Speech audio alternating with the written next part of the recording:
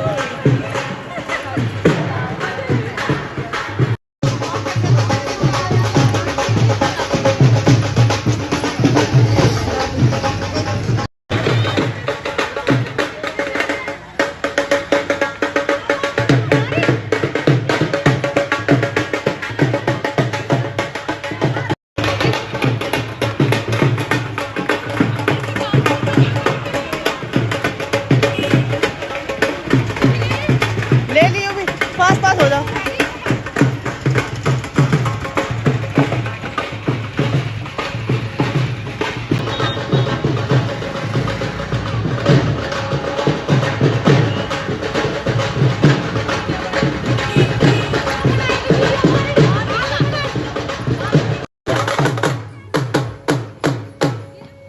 Photo खींचनी है।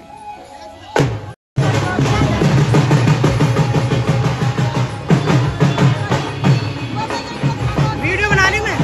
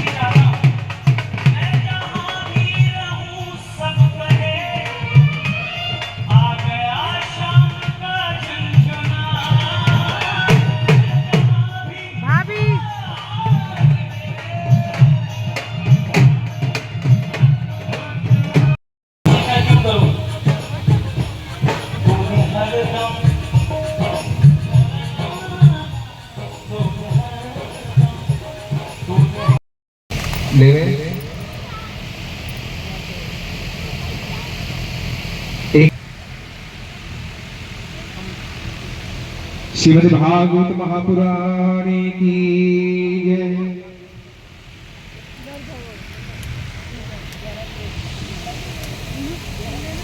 श्री वेदव्यास जी महाराज की जय। अच्छे से बोलिए, जोर से जय। कहते हैं ना कि धर्म की जय हो, अधर्म का विनाश हो, प्राणियों में सद्भावना हो, विश्व का कल्याण हो। हर हर महादेव। तो जयकारा जोर से लगाना है।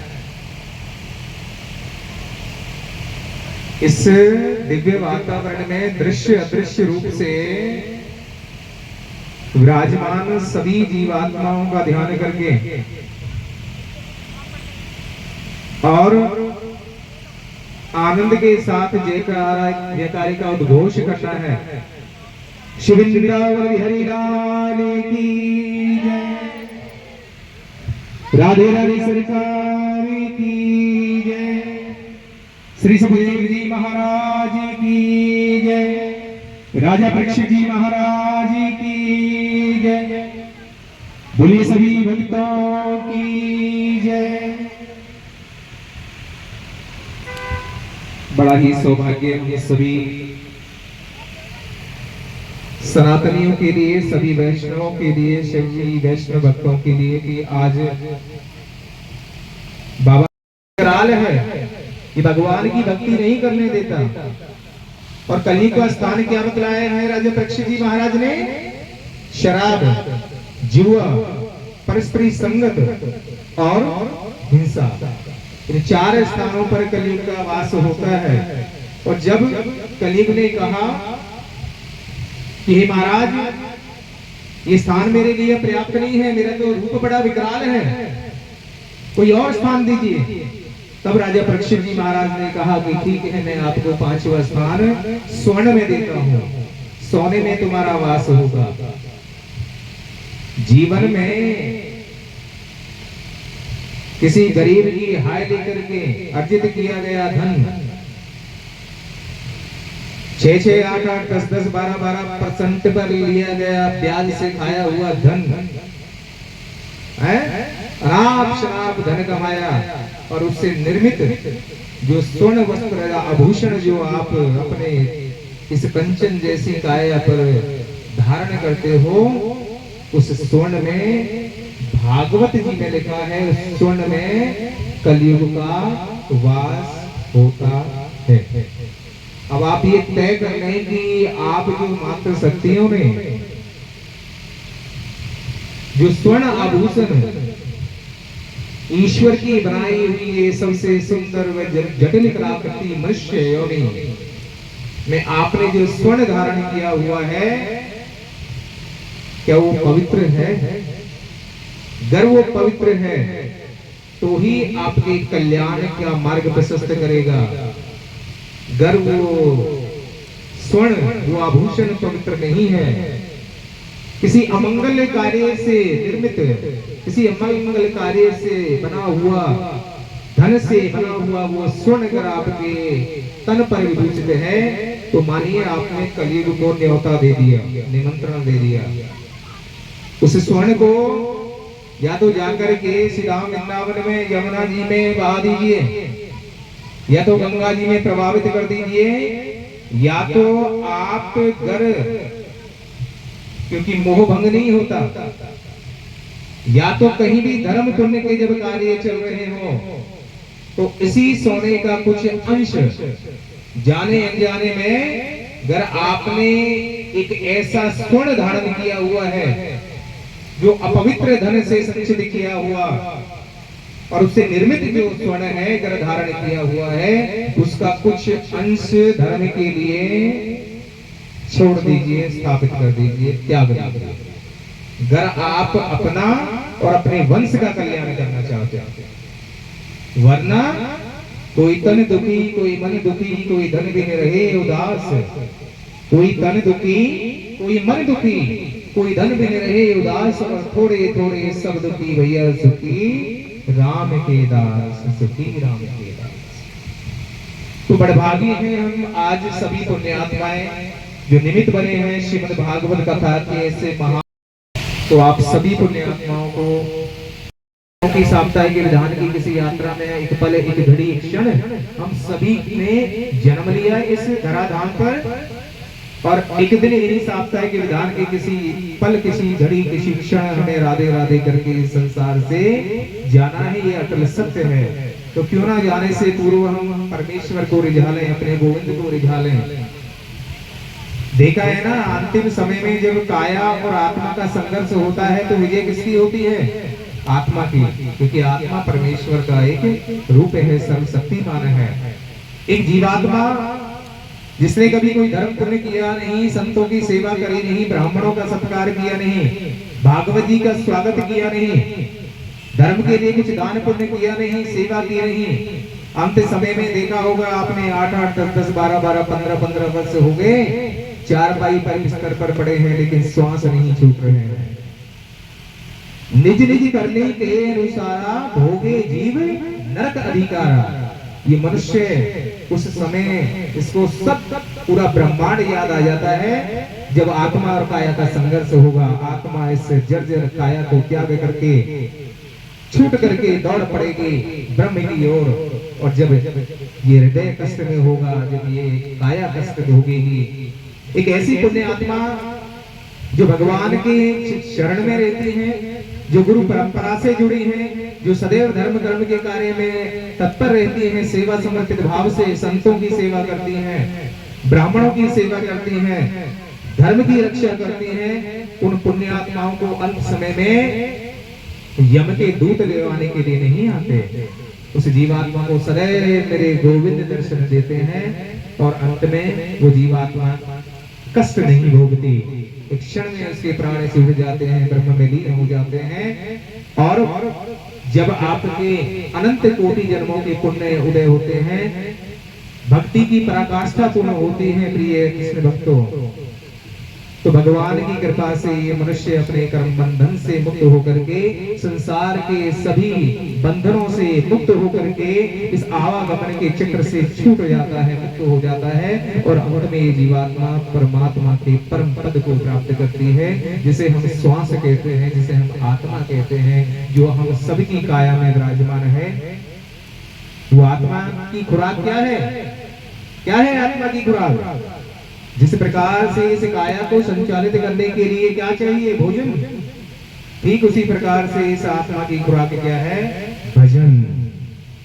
तो हम क्या कर रहे हैं?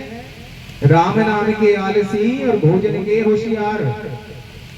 राम के नाम का गुणगान हो रहा हो, भगवान की ये कोई गोविंद की कृपा, आज आसन लगा है आप बस्ती माता के बीच बाबा महादेव के सानिध्य में। अरे दुर्भाग्य है ऐसी जीवात्माओं का जो निमित्त नहीं बनते इस धर्म के कार्य में। और एक दिन तो अरे रावण जैसा अहंकार ना रहा तो हम और आप तो क्या है, एक दिन उस अहंकार का सर्वनाश ही होता है और भगवान अपने भक्तों की रक्षा करते हैं। जो जीवात्मा सदैव भगवान की भक्ति में लीन रहती है, आप सभी पुण्य आत्माओं को पुनः जो सभी मात्र शक्तियां सुंदर सुंदर वस्त्र धारण करके गोविंद को रिझाने के लिए अपने सुसज्जित पावन कलश लेकर के भव्य कलश शोभा यात्रा में सम्मिलित हुए, उन सभी मात्र शक्तियों को मैं हृदय के साथ शीश झुका करके नमन करूं, साधुवाद करूं कि हे गोविंद आपके हृदय में सदैव भक्ति का वास दें और आपके जीवन के सभी संताप भगवान श्री कृष्ण दैविक और भौतिक तीनों संतापों का हरण करें और भक्ति आपके हृदय में वास करें। जय जय श्री राधे कृष्ण।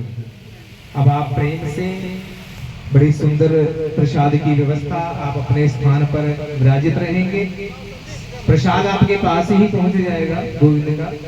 तो सार्वजनिक श्रीमद् भागवत कथा है, आप ये ना सोचें कि आदरणीय श्री बलराज जी और बेटी मंजू उनको तो चुना है भगवान ने, सत्य कहे तो आप सभी जीवात्मा को चुना है भगवान ने। भगवान कभी नहीं कहते, ये तर्क व्यर्थ होते हैं सांसारिक गतिविधियों में, संसार में लिप्त होकर के। अरे भागवत जी को हम धारण कर लेते, पूज्य महाराज श्री ने हमसे नहीं किया। अरे भैया है गोविंद ने इस कलयुग में, क्योंकि 7 दिन के इस अनुष्ठान को, युद्ध को सफल कराने के लिए राजा परीक्षित जी की भूमिका में जो जीवात्मा चली है, आप एक एक दिन के सह यजमान बन जाइए। संसार में लाखों करोड़ों रुपए का टर्नओवर किया, लाखों कमा दिए, करोड़ों कमा दिए, हारी बीमारियों में कमा दिए, लेकिन जीवन में कभी ये भाव उत्पन्न नहीं हुआ कि हम सर पर कोटि धारण करके और जीवन में एक बार भागवत कथा करा लें। तो आप सभी पुण्य आत्माओं के लिए बड़ा सुंदर पावन अवसर है कि जो जीवात्मा पुण्य फल प्राप्त करना चाहती हैं भागवत कथा का, तो एक एक दिन के यजमान बनकर के, सह परीक्षित बनकर के आप इस धर्म में पुण्य की भागीदारी बन जाएं। और जो जीवात्मा प्रसन्न भाव के साथ भगवान की, देखिए अब आसन लग गया है तो कथा तो होगी, हर हालत में होगी। बाबा महादेव बैठे आसन लेकर के, वो सब बेड़ा पार कराएंगे। किस किस को चुनेंगे, वो सब पर अपना हाथ रखेंगे, आशीष रखेंगे। लेकिन इस ज्ञान गंगा में, बहती हुई ज्ञान गंगा में आप डुबकी लगाने का आज आपको सुंदर पावन समय मिला है। अतः एक एक दिन के सह परीक्षित बन करके, सह यजमान बन करके, अगर आप 7 दिन के लिए मूल परीक्षित न बन सके तो ये विधान है इसकी इस कलिकाल में कि समय के अभाव के कारण हमें एक दिन का हमें परम सौभाग्य प्राप्त हो जावे कि हम भागवत जी की सेवा कर पाए, हम हवन में सम्मिलित हो पावे अपने परिवार जन बंधु जनों के साथ, हम पूज्य महाराज श्री और उनके विप्रगणों की सेवा कर पावे, हम संत ब्राह्मणों की सेवा कर पावे। क्योंकि संत समागम हरि कथा तुलसी दुर्लभ दो, सुख धरा और लक्ष्मी तो पापी की भी हो। तो संतों का आगमन और भगवान की अमृतमयी कथा इस कलयुग में बड़ी दुर्लभ बताई गई है। अतः आप इस सार्वजनिक श्रीमद् भागवत कथा की इस यात्रा में एक एक दिन के सह परिचित बने, यजमान बने, और जिनका भाव ईश्वर के लिए जागृत हो रहा हो तो हमारे आदरणीय शास्त्री जी को अपने अपने नाम नोटिस करा दें, अपने डिटेल्स लिखवा दें, ताकि हम विधिवत प्रतिदिन, क्योंकि बाद में क्या होता है, पूज्य महाराज श्री हमारा नंबर नहीं आया, हमारे भाव थे कि हम बन जाते तो अच्छा रसो, क्योंकि भक्ति सुप्त अवस्था में है, भक्ति सुप्त अवस्था में है, भक्ति अभी पुष्ट नहीं हुई है। जैसे जैसे कृष्ण आपकी चेतना को, आपकी आत्मा को अपनी ओर खींचना प्रारंभ करेंगे, आपका मन ईश्वर में, गोविंद में लगने लगेगा, तब आपको अलख जग की अरे अच्छा रहता कि एक दिन के लिए हम यजमान बन जाते, एक दिन के लिए हम परीक्षित बन जाते। तो बड़भागी हैं वो पुण्यात्माएं जो ऐसा भाव लेकर के आवे कि भाई 7 दिन हम अगर मूल परीक्षित ना बन सके, एक दिन के लिए अपने बंधुजनों के साथ हम यजमान बन करके सुबह की पूजा करें, भागवत जी का प्रारंभ करवाएं, धर्मपरायण होकर के आसन लेकर के राजा परीक्षित जी की भांति हम कथा का श्रवण करें, दोनों समय का भोजन प्रसादी संत महात्माओं को करवाएं। कथा कराने के लिए इस भौतिक संसार में अर्थ की आवश्यकता होती है, मां लक्ष्मी की आवश्यकता होती है। 10-10, 15-15, 20-20 लाख, 50-50 लाख रुपए में भागवत कथाएं होती हैं। आज सौभाग्य देखिए हमारा कि संत फकीर आकर के आपके बीच में सीधा वृंदावन से चल करके पधारे हैं। कोई कृपा हुई सदगुरुदेव भगवान की, मेरे गोविंद की, और स्वयं साक्षात भागवत जी आकर के आपके बीच में आसन ले लिए है। तो हम सनातनियों का ऐसा धर्म बनता है कि हम अपनी इस यात्रा को सफल करें। तो सभी मात्र शक्तियों को मेरा पुनः व्यासपीठ से यही भाव कि ये कोई यजमान की कथा नहीं है, कोई निजी कथा नहीं है भागवत कथा, भैया ये तो यात्रा भगवान की है, ये भगवान की कथा है, हम सब की कथा है। इसमें हम संसार के सारे वैमनस्य त्याग करके, सारे विकार त्याग करके, और हमारी दादी माँ तो कह दिया करती थी कि लाला अपे मरे ही स्वर्ग दी को, समझ आया? पीछे मात्र शक्ति बैठी है, क्या कहती थी मेरी दादी भैया कि लाला अपे मरे ही स्वर्ग दिखे को, किसी पड़ोसी के मरने से स्वर्ग दिखे है।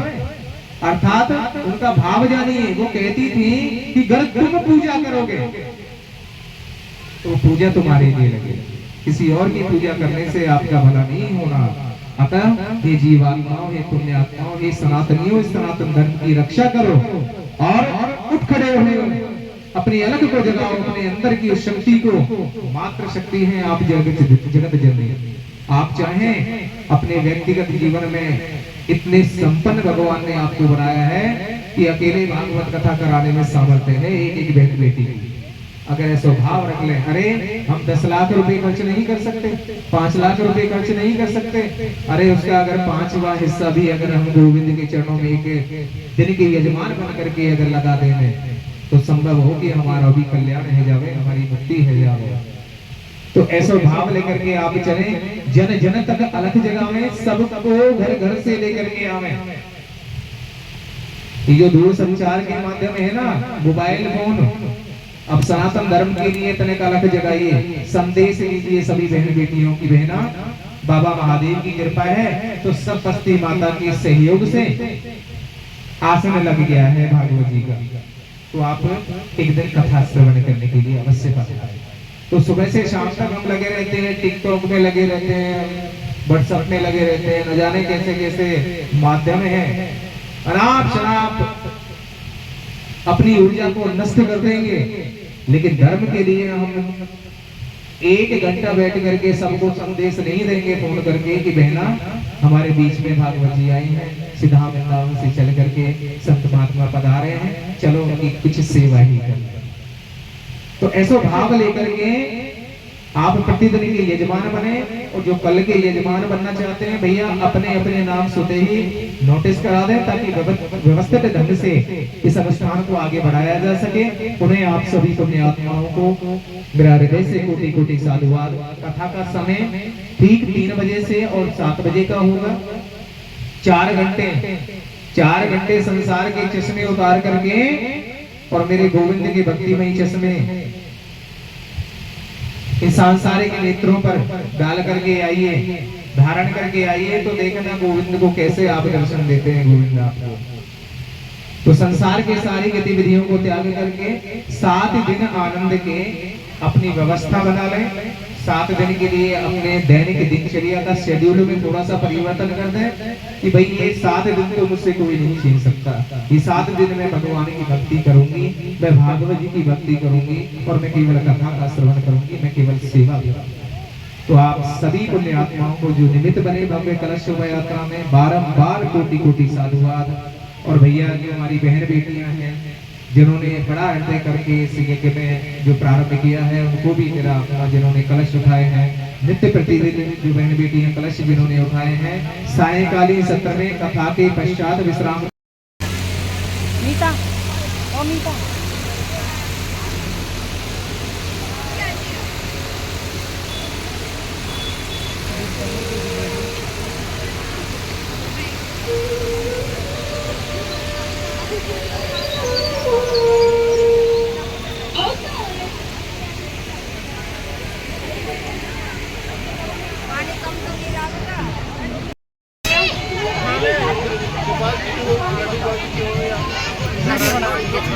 वीडियो बना रही है फिर जो फोटो सेशन